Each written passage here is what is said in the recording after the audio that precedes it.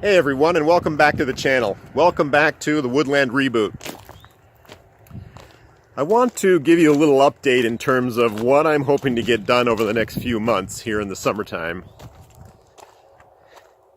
going to walk over here to the far side of this pad that I keep referring to while I've been milling. This was the pad that I've been talking about in terms of where I plan to put up my building, my shop, the 32 by 48 garage.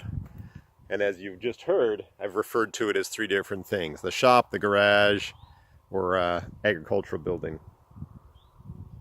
Okay, what's the key thing here? I'm going to back up a bit here and switch mode.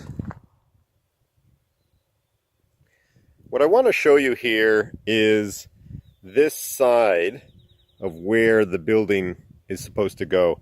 Now that's bedrock, and you can see the pins that I already have in place. Two here, two there, and then two more up there, what would have been the corner of the building.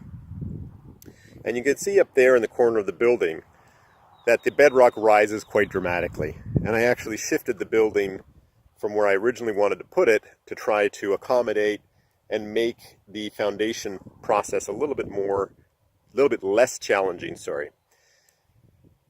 And if I keep the building here, what I'm going to have to do is actually end up putting a heck of a lot more infill and gravel into this area to be able to bring up the pad so that it is above grade, and grade, of course, being this high point here in the corner.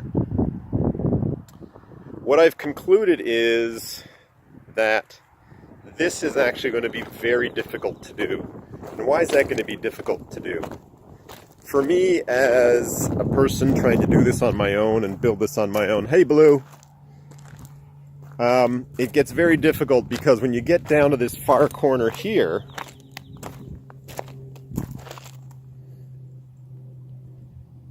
compared to that corner I was just there, I will have to bring up the corner over here a little bit more than 2 feet. So the top of the pad is going to be 2 feet above where the bottom of those spikes are, where those rebar are right now for that post, for that pier, sorry.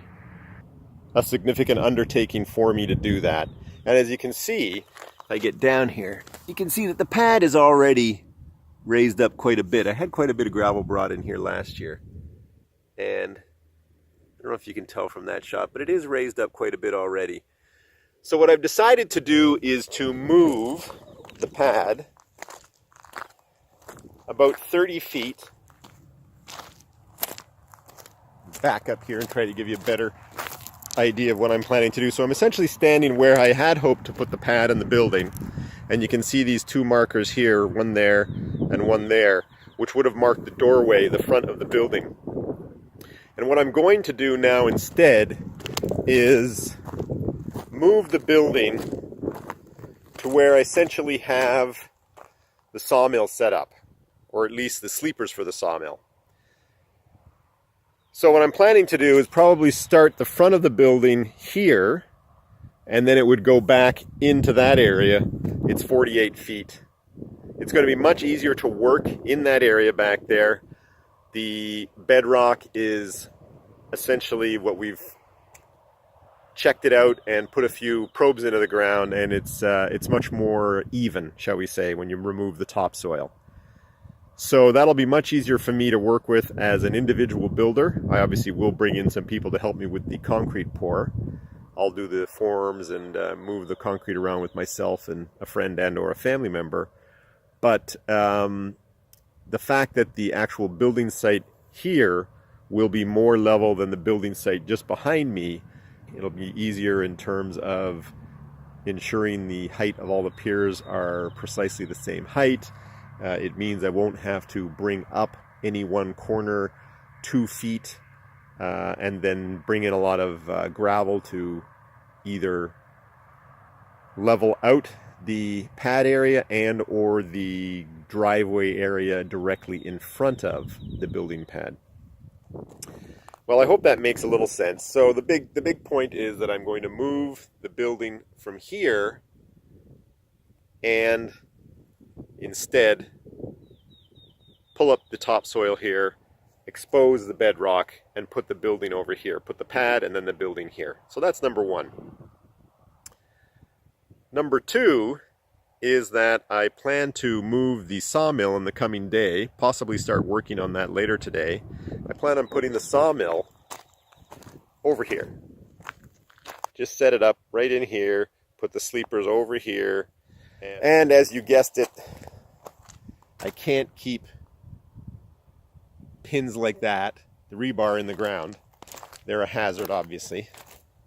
So I'll be zipping those off with a grinder later today or tomorrow. And then that'll reduce, that'll take away that hazard, and I'll start spreading out, I'll start dragging out this gravel and moving it around. So this is the first pile of lumber, first stack of lumber that I started putting together in the late fall of last year when I started milling my way through that pile of 72, 74 spruce logs. And you can see in this pile, it mainly consists of 6x6s.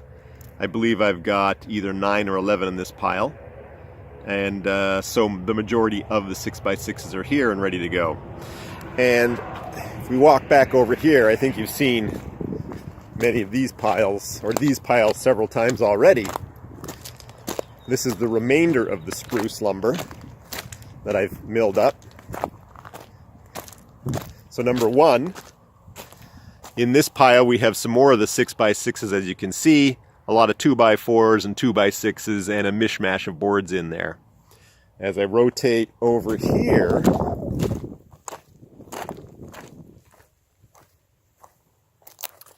this pile, this is home to many of the 2x10s.